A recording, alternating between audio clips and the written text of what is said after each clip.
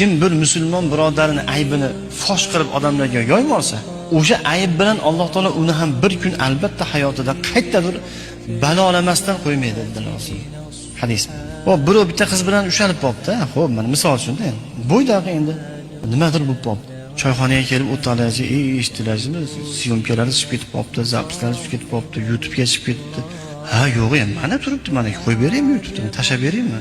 Haligilar yurib tashlab qo'y deydi. Ketdi shu bilan internet.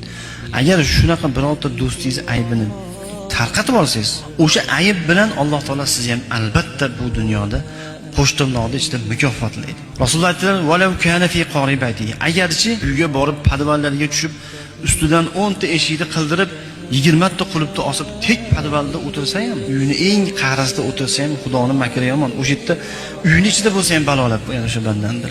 Xudoning makri bilan, Xudoning taqdiri bilan hazillashib bo'lmaydi.